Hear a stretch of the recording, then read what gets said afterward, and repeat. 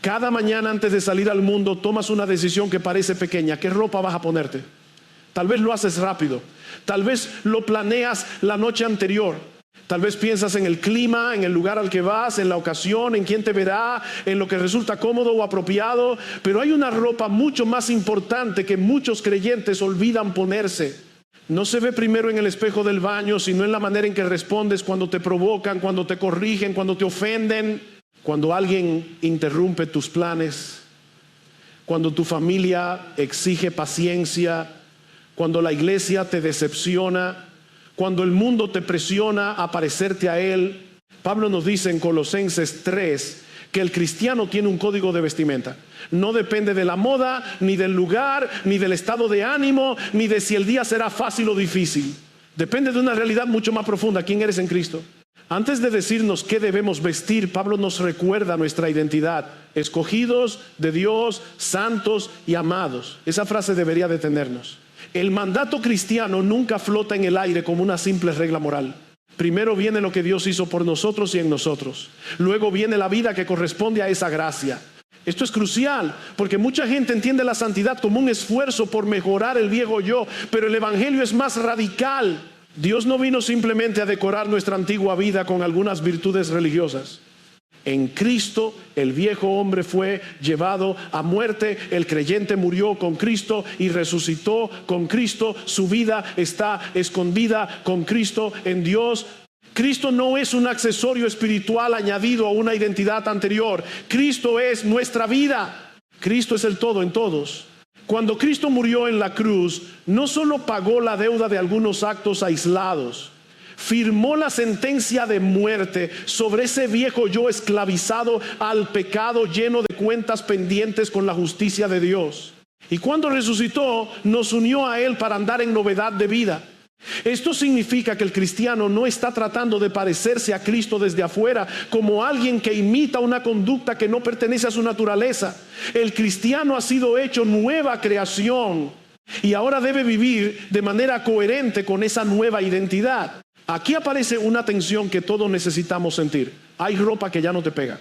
Hay actitudes, palabras, deseos, hábitos, entretenimientos, reacciones y formas de relacionarte que no corresponden con alguien que ha muerto y resucitado con Cristo. La inmoralidad no te pega, la impureza no te pega, la avaricia no te pega, la ira, el enojo, la malicia, la mentira, la grosería, el espíritu crítico, la amargura, la falta de perdón no te pegan.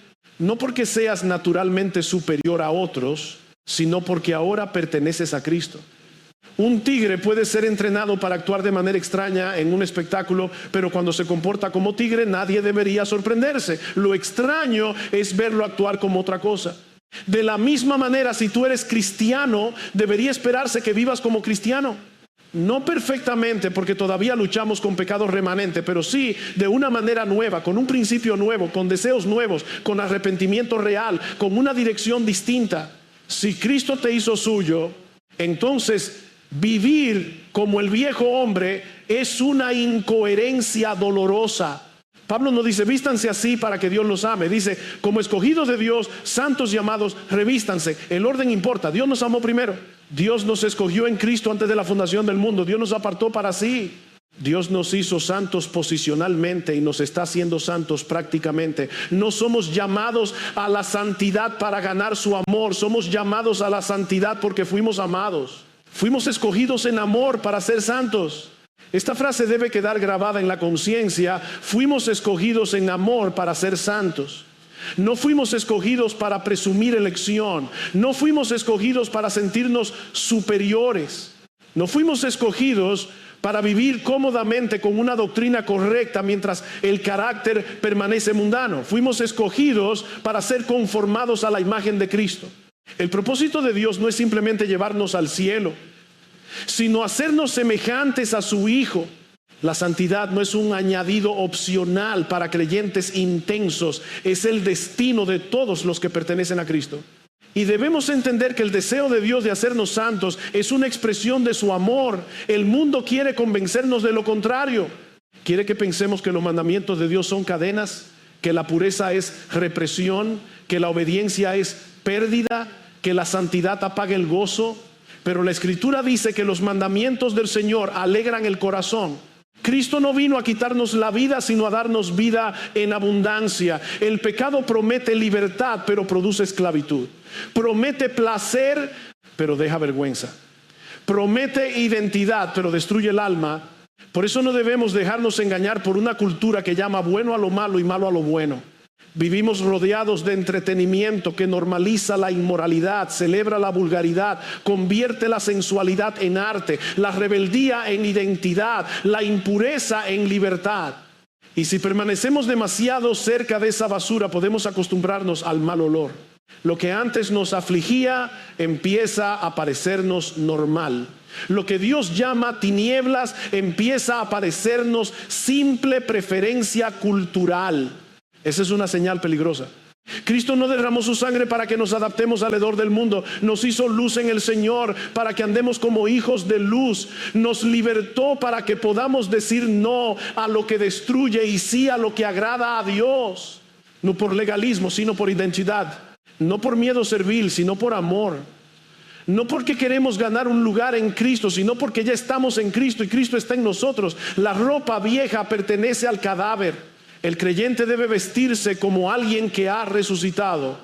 La santidad cristiana no comienza con una lista de cosas que dejamos de hacer, aunque ciertamente hay cosas que debemos desechar. Comienza con una identidad recibida por gracia. Si olvidas quién eres en Cristo, la obediencia se convertirá en una carga pesada, en una actuación religiosa o en un esfuerzo desesperado por probar algo. Pero cuando recuerdas que has sido escogido, amado, apartado para Dios y unido al Señor Jesucristo, entonces la santidad deja de verse como una prisión y empieza a verse como coherencia. No estás intentando llegar a ser aceptado, estás aprendiendo a vivir como alguien que ya fue recibido en el amado. Por eso Pablo dice primero, como escogidos de Dios, santos y amados. Esa es la base. Antes de vestirte de misericordia, bondad, humildad, mansedumbre y paciencia, debes recordar que Dios te vistió primero con Cristo. Antes de practicar el perdón, debes recordar que fuiste perdonado. Antes de amar a los hermanos, debes recordar que fuiste amado cuando no eras amable. Antes de desechar la ropa vieja, debes recordar que el viejo hombre murió con Cristo y que ahora vives en una nueva realidad. La elección de Dios no fue dada para alimentar orgullo doctrinal, fue dada para producir santidad humilde. Hay personas que pueden hablar mucho de la soberanía de Dios, pero siguen siendo ásperas, impacientes, críticas, orgullosas, incapaces de perdonar, difíciles de tratar. Eso es una contradicción. Si de verdad entendemos que Dios nos escogió por pura gracia, el resultado no debe ser arrogancia, sino quebranto. ¿Qué tienes que no hayas recibido? Y si lo recibiste, ¿por qué te glorías como si no lo hubieras recibido? Fuimos escogidos en amor para ser santos, no para jugar con el pecado, no para negociar con el mundo, no para justificar lo que Cristo vino a matar, no para vestirnos el domingo con lenguaje piadoso y pasar la semana usando la ropa sucia del viejo hombre. La elección divina tiene un propósito moral claro: conformarnos a Cristo.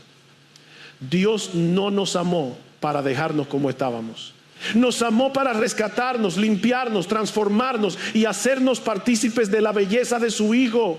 Aquí debemos corregir otra mentira profunda: la idea de que la santidad roba el gozo. El mundo repite eso de muchas maneras. Dice que obedecer a Dios te hará perder experiencias, libertad, diversión, identidad. Pero el mundo nunca te muestra el final de su camino. No te muestra la esclavitud detrás del placer. No te muestra la culpa detrás de la emoción. No te muestra la degradación detrás de la llamada libertad. No te muestra las familias destruidas, las conciencias endurecidas, los cuerpos usados, los corazones vacíos, las mentes llenas de basura. Solo te vende la entrada, nunca te muestra la factura. Dios sí nos dice la verdad. El pecado trae muerte, la santidad trae vida. Los mandamientos del Señor alegran el corazón porque nos conducen por el camino para el cual fuimos creados. Cuando Dios dice no, no está protegiendo su ego, está protegiendo tu alma. Cuando prohíbe la impureza, no está apagando tu humanidad, la está rescatando.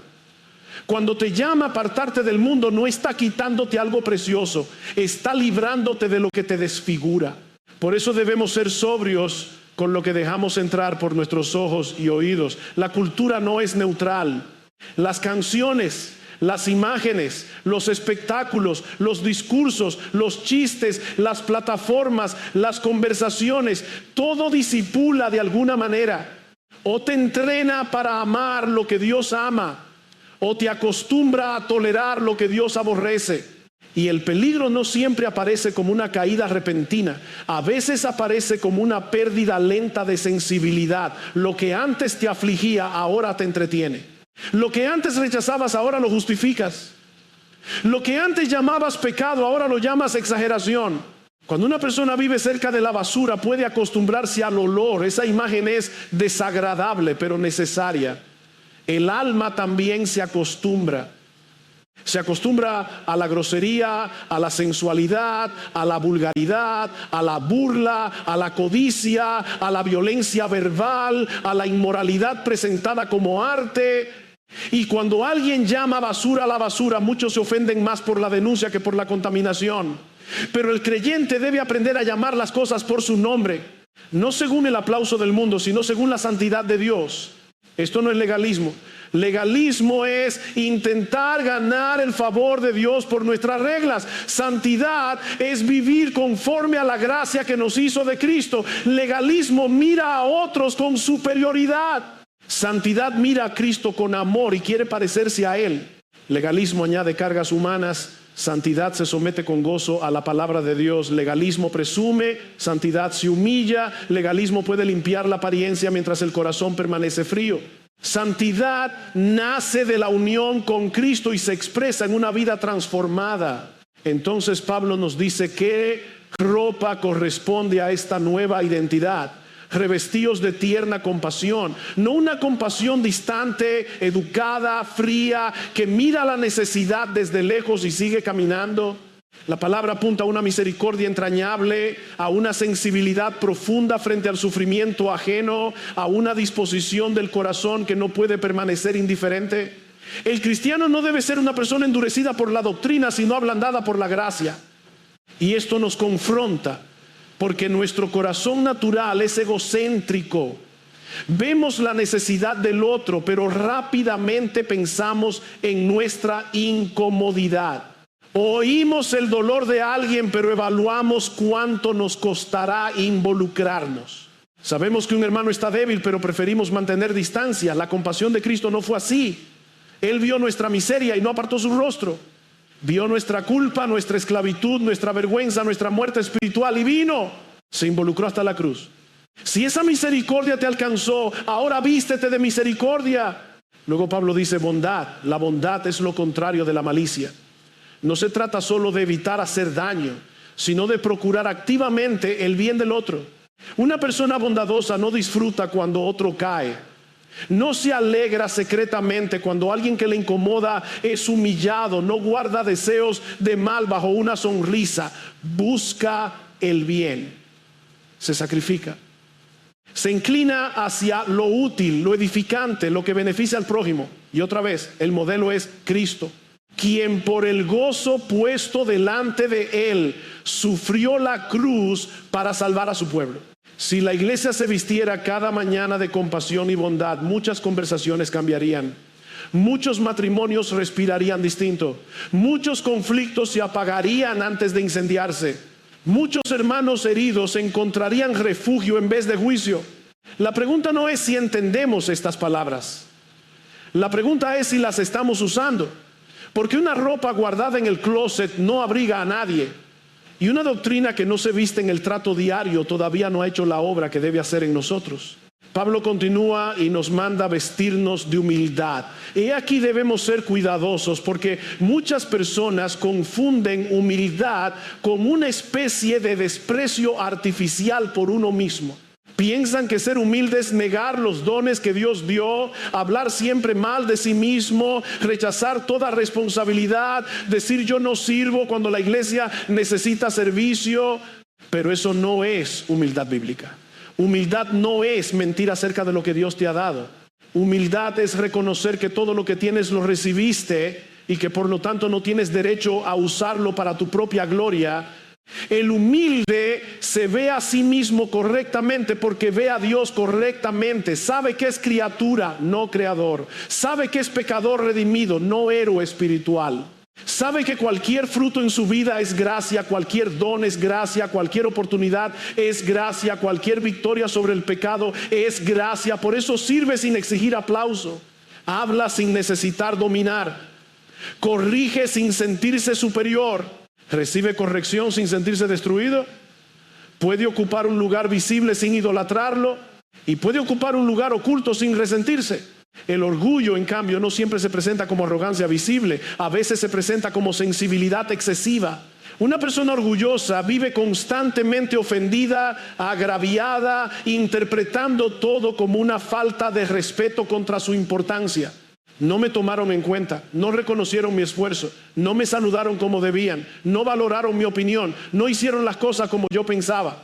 El orgulloso puede parecer herido, pero muchas veces lo que está herido no es la justicia, sino el ego. Por eso debemos examinarnos. Te ofendes con facilidad, te cuesta alegrarte cuando otro recibe reconocimiento, necesitas defender siempre tu punto, te molesta servir cuando nadie lo nota, te incomoda que otros sean consultados y tú no. Te justificas inmediatamente cuando alguien señala un defecto, no corras a explicar por qué tienes razón. Pregúntate primero si esa reacción revela una ropa vieja que ya no te pega. El viejo hombre necesita proteger su imagen.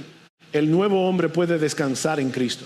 La humildad cristiana no nace de repetir soy poca cosa como una frase religiosa. Nace de mirar al Hijo de Dios. Él, siendo en forma de Dios, no se aferró a sus derechos, sino que se humilló tomando forma de siervo. El Señor de gloria lavó pies. El santo se acercó a inmundos. El rey cargó una cruz. El que merecía adoración soportó escupitajos. Si Cristo se humilló por nosotros, ¿cómo podemos vivir nosotros exigiendo constantemente que otros giren alrededor de nuestra comodidad, nuestra opinión y nuestra reputación? Después Pablo menciona la mansedumbre. Y esta virtud también suele ser malentendida. Mansedumbre no es debilidad, no es cobardía, no es falta de convicción. El hombre más manso que ha pisado esta tierra fue Jesús y nadie puede acusarlo de débil. Él confrontó a hipócritas, expulsó mercaderes del templo, habló con autoridad, no negoció la verdad, pero nunca estuvo dominado por un ego herido, nunca reaccionó desde la inseguridad, nunca usó su poder para defender vanidad personal. Su fuerza estaba bajo perfecto control. Eso es mansedumbre. Poder gobernado por amor y sometido a Dios es la capacidad de responder con gentileza cuando podrías responder con dureza. Es no devolver la provocación en la misma moneda. Es no aplastar al débil porque tienes argumentos más fuertes. Es no humillar al que se equivocó. Es no usar la verdad como piedra para descargar ira. Es tener firmeza sin crueldad, claridad sin soberbia, convicción sin violencia carnal. ¿Y cómo se cultiva esa mansedumbre? Meditando en la soberanía de Dios. Una de las razones por las que reaccionamos con tanta agresividad es que creemos que todo depende de nosotros. Pensamos, si no me defiendo me van a pisotear. Si no respondo van a ganar. Si no controlo la situación todo se perderá. Pero el creyente puede ser manso porque sabe que Dios gobierna. No tiene que tomar venganza porque Dios es juez. No tiene que controlar todo porque Dios está en el trono. No tiene que proteger su gloria porque su vida está escondida con Cristo en Dios. Esto no significa pasividad frente al mal. Hay momentos para hablar, confrontar, corregir, denunciar, proteger, actuar. Pero aun cuando actuamos, debemos preguntarnos, ¿lo hago con mansedumbre o con ira disfrazada de celo? ¿Estoy buscando restaurar o destruir? ¿Estoy defendiendo la verdad o mi orgullo? ¿Estoy actuando delante de Dios o solo reaccionando porque me siento amenazado? Una persona mansa no es una persona sin fuerza. Es una persona cuya fuerza ha sido rendida al Señor. Luego Pablo nos manda vestirnos de paciencia. La paciencia cristiana es capacidad de aguante bajo presión, sin ser gobernados por la ira, la desesperación o el deseo de venganza. Es permanecer cuando otros son lentos para cambiar. Es soportar provocaciones sin romperse. Es esperar el tiempo de Dios sin imponer el nuestro. Es tratar con personas difíciles sin olvidar cuánto tiempo Dios ha tratado con nosotros. Y aquí otra vez el Evangelio nos deja sin excusas. ¿Cuántas veces has provocado a Dios? ¿Cuántas veces has repetido pecados que ya confesaste? ¿Cuántas veces has sido lento para aprender, lento para obedecer, lento para confiar? Y Dios ha sido paciente contigo. No porque tu pecado sea pequeño, sino porque su misericordia es grande. Si Dios te tratara con la impaciencia con la que tú tratas a otros, ¿dónde estarías? Si el Señor se cansara de ti como tú te cansas de tus hermanos, ¿qué esperanza tendrías? Por eso la paciencia no es simplemente una virtud de temperamento, es una respuesta al Evangelio. El que ha recibido paciencia debe vestirse de paciencia. El que ha sido sostenido por gracia debe tratar a otros con gracia.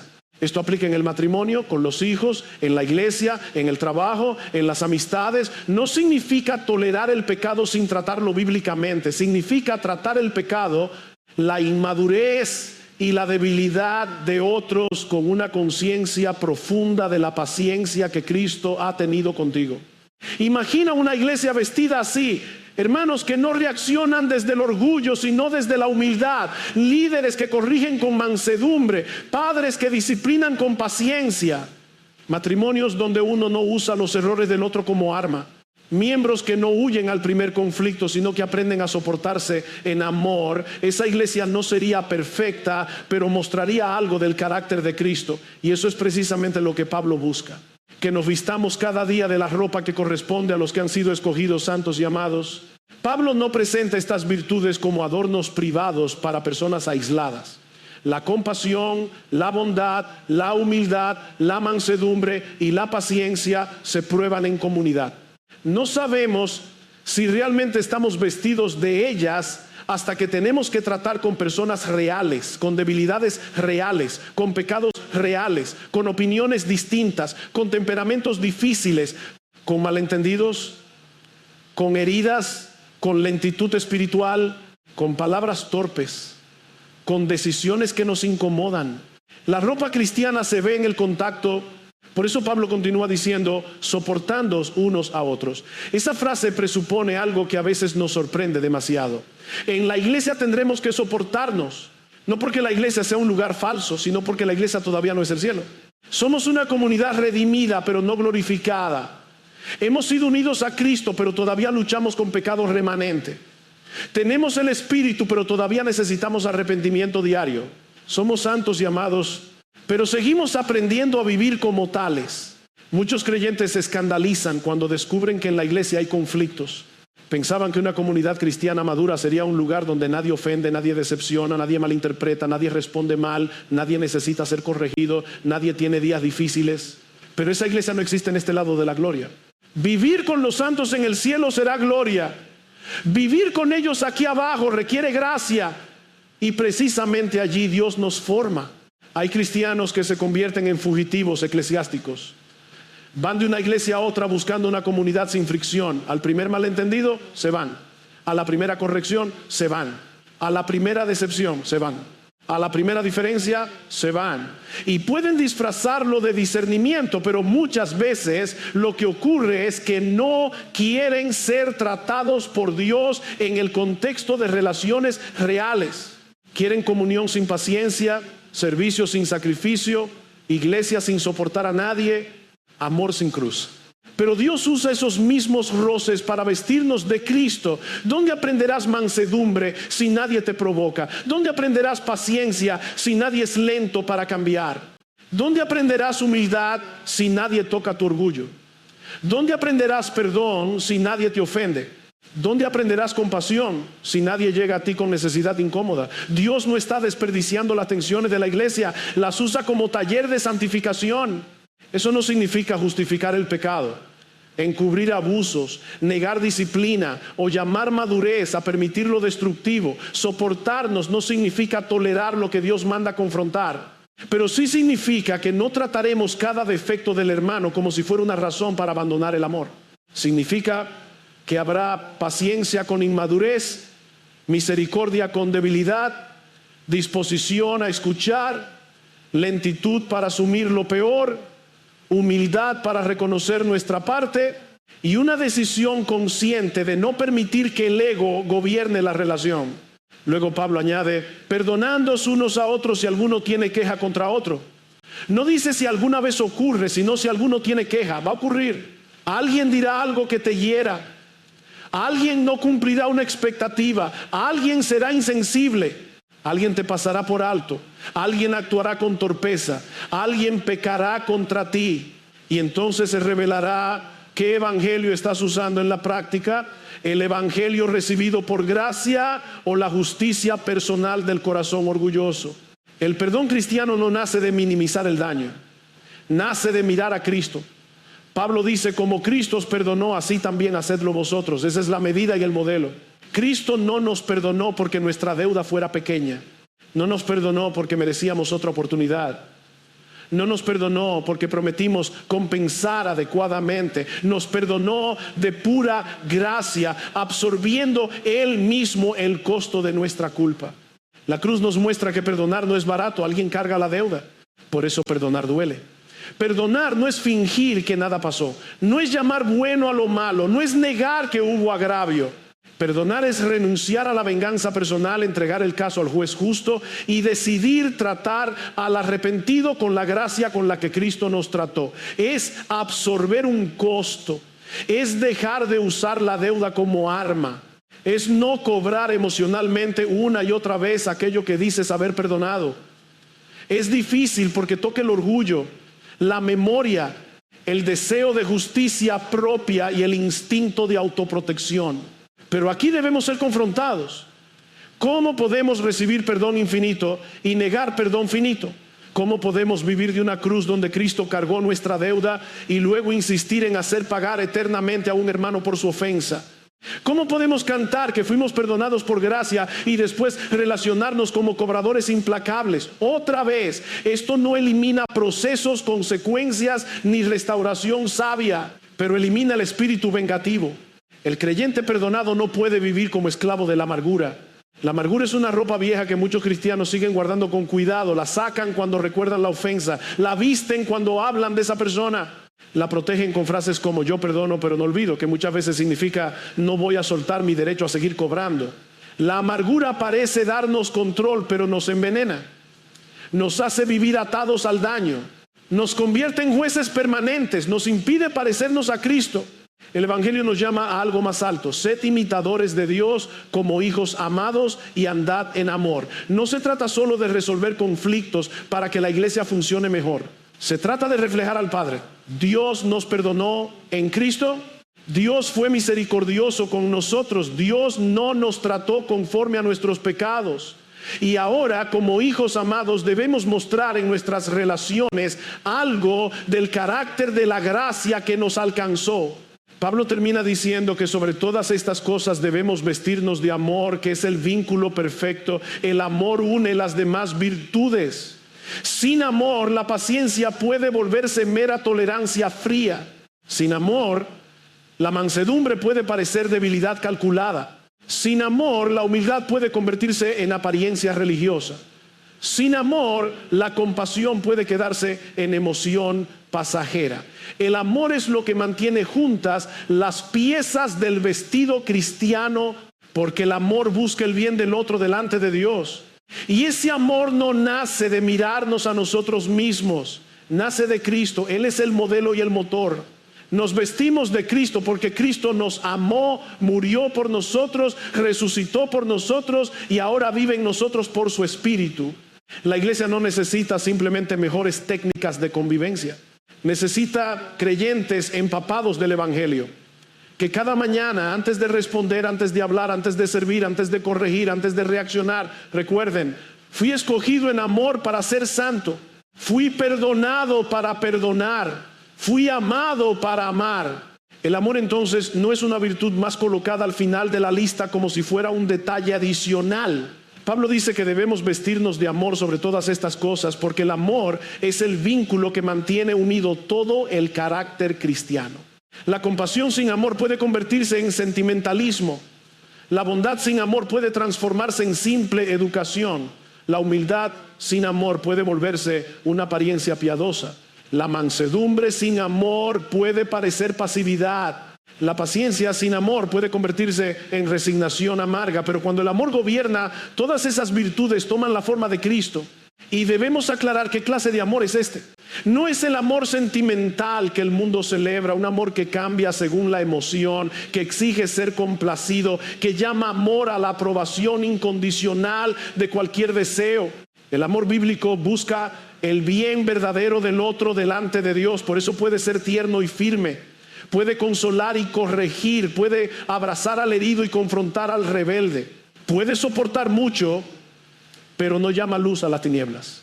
El amor cristiano no es debilidad moral, es santidad en acción para el bien del prójimo.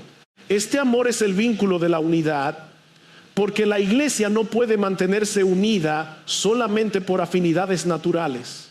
Si nuestra unidad dependiera de temperamentos parecidos, gustos similares, edad, cultura, educación, clase social o preferencias personales, la iglesia se rompería en 1000 pedazos. Cristo no compró con su sangre un club de personas compatibles. Compró un pueblo formado por pecadores muy distintos, todos necesitados de gracia, todos llamados a morir a sí mismos, todos llamados a aprender a amar como fueron amados. Esto significa que la unidad de la iglesia no se preserva fingiendo que no hay diferencias. Se preserva cuando el amor de Cristo gobierna esas diferencias. Cuando dejamos de exigir que todos piensen como nosotros en asuntos secundarios. Cuando no convertimos nuestras preferencias en leyes. Cuando aprendemos a hablar con verdad sin crueldad. Cuando escuchamos antes de asumir. Cuando perdonamos en vez de acumular expedientes. Cuando preferimos perder comodidad antes que romper la paz por orgullo. Pero aquí debemos ser honestos, no podemos producir este amor simplemente por decisión humana. Podemos imitar formas externas por un tiempo, podemos aprender modales religiosos, podemos controlar algunas reacciones delante de otros. Pero el amor que soporta, perdona, sirve, se humilla y busca la gloria de Dios en medio de relaciones difíciles, necesita un combustible más profundo. Pablo no nos dirige finalmente a nuestra fuerza de voluntad, sino al Evangelio. Como Cristo os perdonó, así también hacedlo vosotros. El Evangelio es el viento que mueve la obediencia cristiana. La ley moral nos muestra el camino, pero el Evangelio nos da la motivación y el poder para caminarlo con gozo. Sin Evangelio, los mandamientos se vuelven una carga que aplasta o una escalera para alimentar orgullo. Con el Evangelio los mandamientos se convierten en el camino de los hijos amados. No obedecemos para comprar el amor de Dios, obedecemos porque el amor de Dios nos compró a nosotros. No perdonamos para ser perdonados en el sentido de merecer gracia. Perdonamos porque hemos sido alcanzados por una gracia que nos transforma desde dentro. Por eso necesitamos empaparnos diariamente del Evangelio. No solo recordar datos doctrinales, sino volver a mirar a Cristo crucificado por nosotros. Volver a considerar la paciencia de Dios con nuestras provocaciones. Volver a contemplar la misericordia que no apartó la mirada de nuestra miseria. Volver a ver la bondad del Salvador que buscó nuestro bien a costa de su sangre. Volver a ver la humildad del Hijo que se despojó y tomó forma de siervo. Volver a ver la mansedumbre del Cordero que, siendo insultado, no respondía con insulto. Volver a ver el amor que se entregó por enemigos. Cuando ese evangelio llena la mente y calienta el corazón, la obediencia deja de ser una actuación fría. Entonces puedes levantarte por la mañana y decir: Señor, hoy no quiero vestirme de mí mismo. No quiero salir con la ropa vieja del orgullo, la irritación, la crítica, la impaciencia y la dureza. Vísteme de Cristo, hazme consciente de quién soy en Él. Hazme tratar a mi esposa, a mi esposo, a mis hijos, a mis hermanos, a mis compañeros, a mis enemigos, como alguien que ha sido perdonado por pura gracia. Muchos conflictos familiares cambiarían si antes de responder nos preguntáramos: ¿esta ropa me pega como cristiano? Ese tono cortante, esa mirada de desprecio, ese silencio manipulador, esa frase hiriente, esa queja repetida, ese deseo de ganar la discusión a cualquier precio, corresponde a alguien escogido de Dios, santo y celón amado. Muchos problemas en la iglesia serían tratados de otra manera si antes de hablar de un hermano nos preguntáramos: ¿estoy vestido de compasión, bondad, humildad, mansedumbre, paciencia y amor? ¿O estoy usando ropa vieja con vocabulario cristiano? No basta con reconocer que el enojo, la malicia y la falta de perdón no nos pegan. Hay que quitárselos. Y no basta con admirar la misericordia, la humildad y el amor. Hay que ponérselos. Pablo habla en términos activos. Revístanse. Esto no elimina nuestra dependencia del Espíritu Santo, la presupone. Nadie se viste de Cristo en sus propias fuerzas, pero tampoco debemos usar nuestra dependencia como excusa para la pasividad. Oramos, dependemos, nos arrepentimos, meditamos en el Evangelio, obedecemos, pedimos ayuda, buscamos reconciliación, practicamos lo que Cristo manda. Y cuando caemos, no volvemos al Evangelio como extraños, sino como hijos necesitados. Acudimos al trono de la gracia, confesamos sin excusa, pedimos perdón a Dios y cuando corresponde al hermano que herimos. No nos justificamos diciendo así soy yo. Esa frase es una negación práctica del Evangelio. Cristo no murió para dejarte esclavo de así soy yo.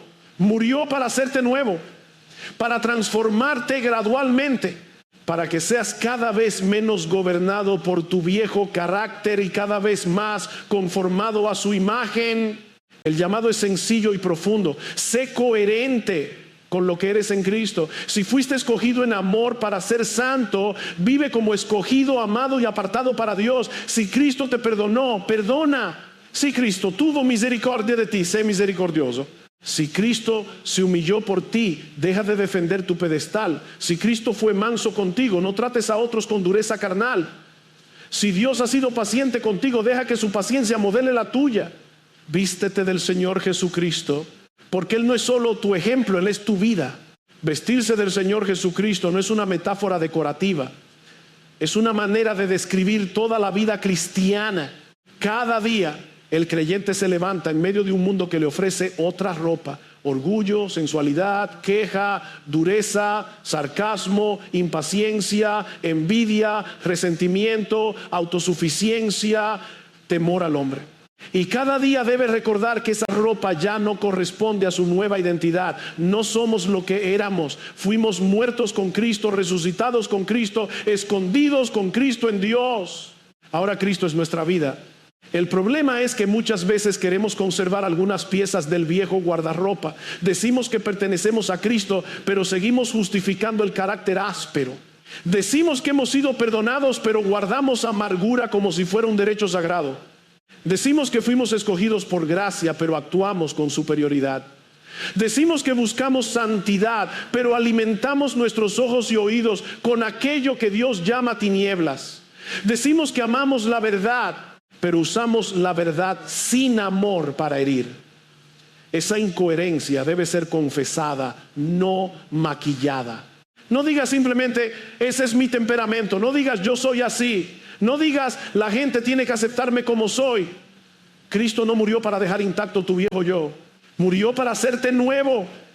Resucitó para darte una vida nueva. Envió su Espíritu para formar en ti el carácter del Hijo. Claro que el proceso duele. Claro que hay luchas. Claro que no somos glorificados todavía. Pero una cosa es luchar contra el pecado y otra cosa muy distinta es defenderlo como parte de nuestra personalidad. La pregunta no es si fallamos, todos fallamos. La pregunta es, ¿qué hacemos con esa falla? ¿La justificamos o la llevamos al trono de la gracia? ¿Culpamos a otros o confesamos nuestro pecado? ¿Seguimos vistiendo la misma ropa vieja o pedimos al Señor que nos vista de Cristo? La vida cristiana no consiste en fingir que ya somos perfectamente santos. Consiste en caminar en arrepentimiento, fe, dependencia del Espíritu y obediencia concreta, sabiendo que Dios terminará la obra que comenzó. Por eso debemos mirar constantemente a Cristo. Él es nuestra justicia delante de Dios, pero también es nuestro modelo de vida santa. En Él vemos tierna compasión, vemos bondad activa hacia miserables, vemos humildad verdadera, no apariencia religiosa. Vemos mansedumbre fuerte, poder bajo control. Vemos paciencia con discípulos lentos, con pecadores quebrantados, con enemigos que lo insultaban. Vemos amor hasta el extremo. Todo lo que Pablo nos manda vestir se encuentra perfectamente encarnado en Jesús. Pero Cristo no solo nos muestra la ropa, nos da vida para vestirnos. El evangelio no es solo el mapa de la obediencia, es el viento que mueve el alma hacia la obediencia. Si intentas vivir Colosenses 3 desconectado de la cruz, terminarás en orgullo o desesperación. Orgullo si piensas que lo estás logrando por tu fuerza. Desesperación si ves cuán lejos estás. Pero cuando vuelves a Cristo, recuerdas que eres amado antes de obedecer, perdonado cuando confiesas, sostenido cuando eres débil y transformado por gracia. Entonces el llamado no es a una moral fría, sino a una coherencia gozosa. Fuiste escogido en amor para ser santo. Fuiste perdonado para perdonar. Fuiste amado para amar. Fuiste rescatado de las tinieblas para andar como hijo de luz. Fuiste unido a Cristo para parecerte a Cristo. La santidad no es enemiga de tu gozo, es el terreno donde el gozo verdadero florece. El pecado es el impostor que promete libertad mientras pone cadenas. Cristo es el Salvador que nos hace libres para decir no al pecado y sí a Dios. Imagina lo que ocurriría si cada creyente tomara esto en serio al comenzar el día. Antes de revisar el teléfono, antes de entrar al trabajo, antes de hablar con el cónyuge, antes de corregir a los hijos, antes de responder un mensaje, antes de asistir a la iglesia, decir delante de Dios: Señor, no quiero salir vestido de mi viejo hombre. Vísteme de Cristo. Dame compasión donde suelo ser indiferente. Dame bondad donde suelo ser duro. Dame humildad donde suelo defender mi ego. Dame mansedumbre donde suelo reaccionar. Dame paciencia donde suelo cansarme. Dame amor donde suelo buscarme a mí mismo. Esa oración cambiaría matrimonios, cambiaría hogares, cambiaría iglesias, cambiaría conversaciones. Cambiaría la manera en que tratamos al hermano débil, al hijo rebelde, al esposo difícil, a la esposa herida, al compañero irritante, al líder que nos corrigió, a la persona que nos ofendió. No porque todos los problemas desaparecerían, sino porque empezaríamos a enfrentarlos vestidos del evangelio y no de nosotros mismos. Y tú que estás sin Cristo, entiende esto: no puedes vestirte de esta manera por simple reforma moral. Necesitas vida nueva, necesitas perdón, necesitas ser unido a Cristo. Necesitas que Dios mate tu viejo yo y te resucite con su Hijo. La gracia está disponible para todo pecador que viene arrepentido, confiando únicamente en Cristo. El que murió como criminal en una cruz era el Santo de Dios, cargando culpa ajena, para que todo aquel que cree en Él no se pierda, sino que tenga vida eterna. Ven a Cristo. No vengas a mejorar tu imagen religiosa. Ven a ser perdonado, aceptado, adoptado, transformado. Ven con tu pecado, pero no vengas para conservarlo. Ven con tu culpa, pero ven para ser limpiado. Ven con tu vacío, pero ven para recibir vida. Y creyente, levántate cada día recordando quién eres. Esa ropa vieja no te pega. Tú perteneces a Cristo. Vístete del Señor Jesucristo y vive a la luz del amor que te escogió para hacerte santo. This world is endless, so wide, so broad, but somehow I'm still lost in you.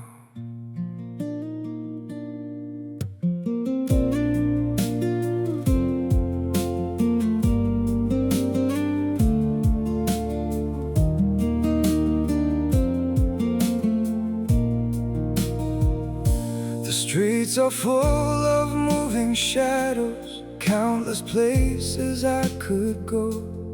City shining, people passing, yet I still feel so alone. Every road keeps leading nowhere, every sky feels cold and blue. In this world so vast and open, I'm still lost in missing you. The world is wide, so wide before me, but I keep losing my way.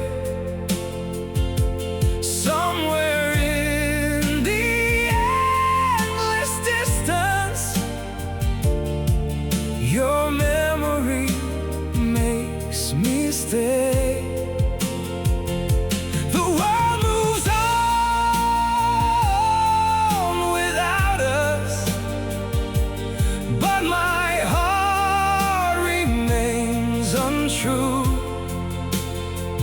For no matter where these feet may wander,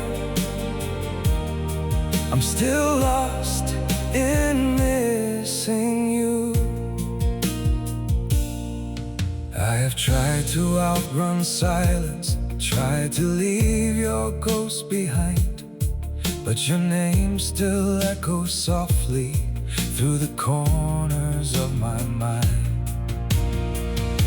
The world is wide, so wide before me, but I keep losing my way. Somewhere in the endless distance, your memory makes me stay. The world moves on without us, but my heart remains untrue. For no matter where these feet may wander, I'm still lost in missing you. Maybe someday I'll stop searching for your face in every crowd, but until that day, this broken heart will keep calling your name out. The world is wide, so wide before me, but I keep losing my way. Somewhere in the endless distance, your memory makes me stay. The world moves on without us, but my heart remains untrue. For no matter where these feet may wander, I'm still lost